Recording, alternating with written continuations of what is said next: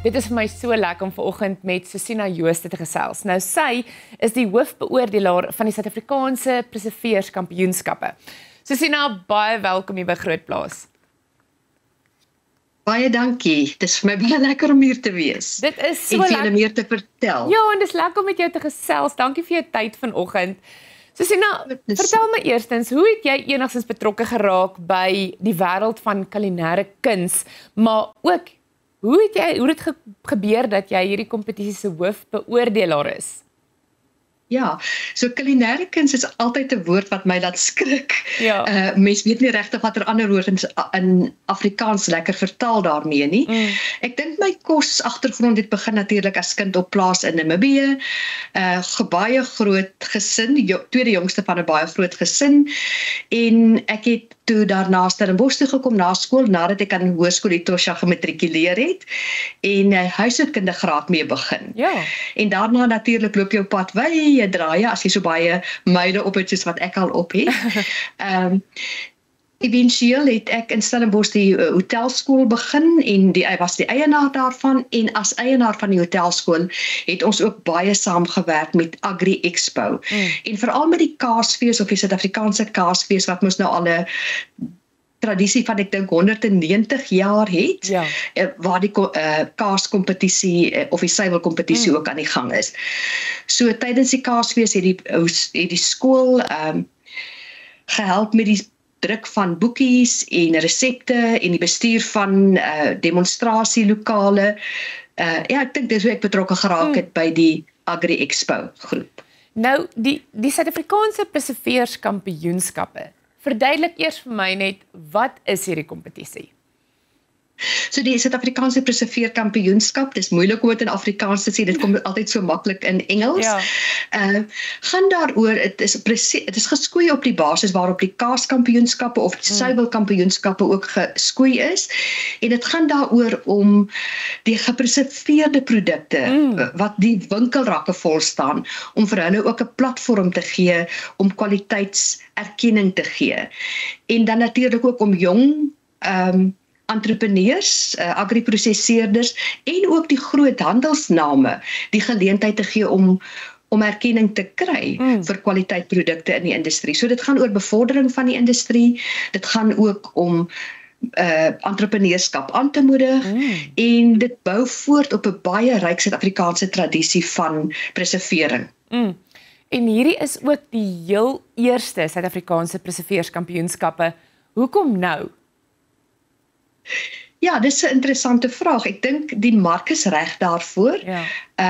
Dit gaan ook oor volhoubaarheid. Daar is as mens kyk na die baie vermorsing wat gebeur, ek dink dis 'n baie goeie geleentheid vir kleinboere, groot plaaseienaars, groot bemarkers of produseerders om erkenning te kry. En dan die oorskot. Daar is baie oorskot soms op die lande, wat nie uitgevoer kan word nie, wat nie verkoop kan word nie, maar dit kan altyd gepreserveer word vir wanneer dit winter is en wanneer daar nie surplus is nie. Nou ek weet dat inskrywings is oop tot die 25ste Junie. Hoe lyk die inskrywings op die oomblik, maar ook wie mag almal inskryf? Ja, so ons is baie opgewonde. Vandat dit oopgemaak het die 1 Mei of die 5de Mei, op die eerste dag het daar al heel wat inskrywings ingekom. So die inskrywings bly oop. Dit is 'n aanlyn inskrywingsvorm wat voltooi moet word en dan moet die produk self die 21ste en 22ste Julie moet dit afgelewer word by die lokaal waar die beoordeling gaan plaasvind. Die grootste vereiste vir die mense wat wil inskryf is, dit moet in die handel beskikbaar wees, in sy spesifieke mark. So die mark kan 'n supermark wees, dit kan 'n klein plaasstal wees, dit kan 'n deli wees, dit kan 'n gemeenskapmark wees, ja. Sodat as daar 'n prys toegeken word, dat die gewone mens, ek en jy op straat, moet kan gaan koop en gaan proe hoe smaak die beste slaphakskinkies in die land. En dan natuurlik, dit moet 'n Suid-Afrikaanse produk wees. Dit is after all die Suid-Afrikaanse Preserveerkampioenskap. Dit is geweldig interessant, Susina, hou vir my daai gedagte, ons is nou terug.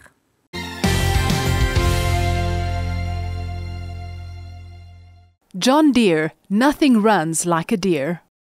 Ek gesels vandag met Hein Snyman en hy is John Deere se streeksproduksie spesialis. En ja, ons gesels oor hierdie groot papabeer hier agter my. Hein, hoe gaan dit met jou en Goed, welkom by Groot Plaas? Baie dankie, is 'n groot voorreg om hier te wees. Ek wil alles weet van julle John Deere se 9RX trekker. Ek wil by jou weet, wat maak hom so geskik vir Suid-Afrika se landbouomstandighede?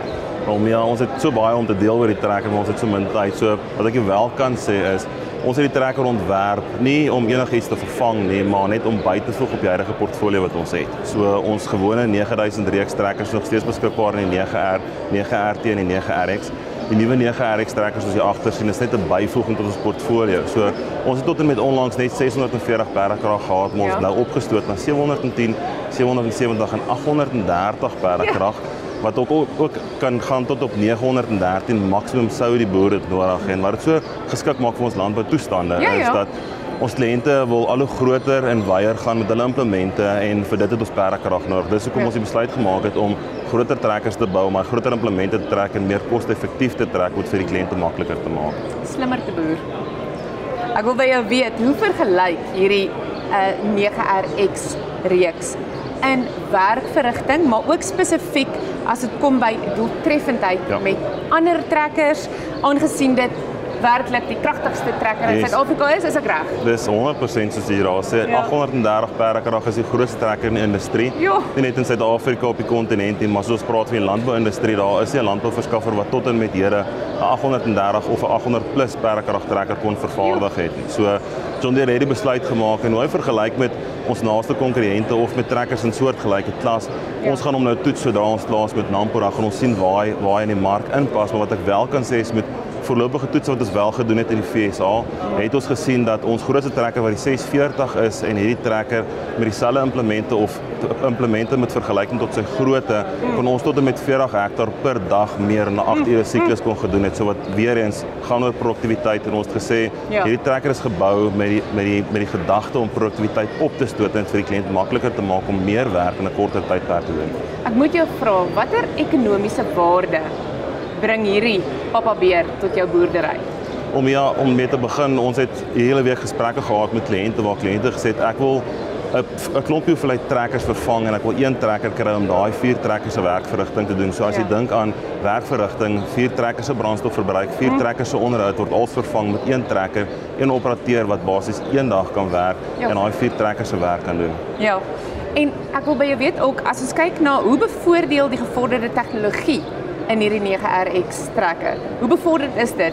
Is dit hier? Ja, dit is op die toppunt van tegnologie wat John Deere het om te bied. So soos wat ons met ons ander reeks implemente en ons stroopers en ons trekkers en ons spuite het ons dieselfde tegnologie in die trekker gesit om dit seker te maak dat wanneer jy begin stroop of wanneer jy begin plan, dat jy jou data in jou operations center in kan trek en dat jy vir die boer die mag kan gee om besluite te neem op die data wat hy in die stelsel ingetrek het.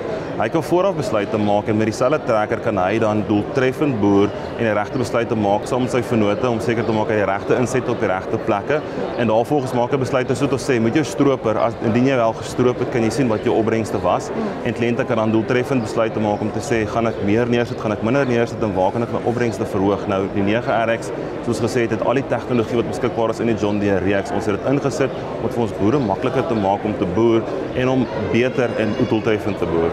Waar kan boere meer inligting kry? Ja, boere kan na ons webwerf toe gaan by John Deere IME op internet of hulle kan hulle naaste handelaar skakel en hulle kan ook net met hulle bemarkingsverteenwoordigers gesels en by hulle hoor wat is beskikbaar, waar kan hulle meer inligting kry. So die naaste handelaar in jou dorp kan jy skakel en hulle kan vir al die inligting gee wat jy nodig het. Baie dankie. Baie dankie. Dit is dan nou Hein Snyman en hy is John Deere se streeksproduksie spesialis. John Deere, nothing runs like a deer.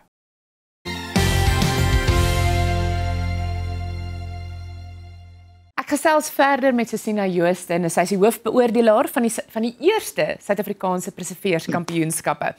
Susina, jy en jou span gaan natuurlik beoordelaars wees en julle gaan gebruik maak van 'n blinde proeproses. Wat behels dit? So die blinde proeproses is presies dit. Ons proe die produk sonder dat jy weet wie se produk jy proe. Dieselfde het gebeur met die suiwelkampioenskappe. Jy proe die kaas of die botter of die roomys, maar jy weet nie wie se jy proe nie. Ja. En ek dink baie van die wyn, ons is almal al gewoond aan die wynkampioenskappe wat jy 'n bottel wyn koop met baie stickers op wat sê hierdie het nou hierdie 3 of 4 of 5 sterre gekry. En dit is op presies dieselfde basis geskoei. Die produknaam word toegemaak, die produk word uitgeskep in 'n bakkie, die beoordelaars proe daaraan en dan word alles wat hulle op die vorm ingeskryf het ingepons in 'n datastelsel wat dit mooi vir ons evalueer en uitgooi en dan word dit ook weer gaan dit ook weer deur 'n auditproses. So dis 'n totaal onafhanklike, objektiewe evaluering van die produkte wat beskikbaar is. Kan ek so voorbarig wees om te vra, wat presies soek julle in 'n wenproduk? Ja, dis 'n lekker vraag daai. Die wen, ons kyk na ek wil amper sê twee strome. Die een is ons soek die tradisionele slaphaakskientjies, curryboontjies, ouma se resep wat van geslag na geslag aangegee is, maar ons kyk ook gelyktydig na vernuwing en innovasie en goed soos byvoorbeeld bietjie minder suiker of 'n baie interessante kombinasie van bestanddele.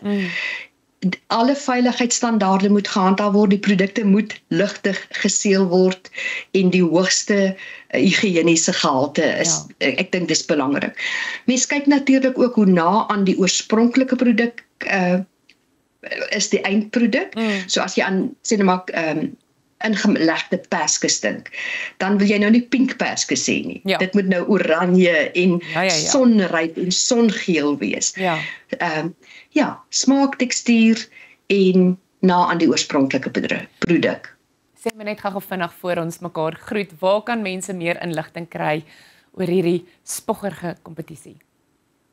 Goed, soos jy reg gesê, dit is 'n debuutkompetisie, Suid-Afrikaanse preserveerkampioenskappe. Alles is beskikbaar op die webwerf en die webwerf is baie maklik. Ek wil nou net hier my oog gooi dat ek seker maak ek sê reg. Dis preservechamps.co.za. So dit is 'n Engelse webwerf en vul die vorms in, stuur dit vir ons en dan die produk moet afgelewer word teen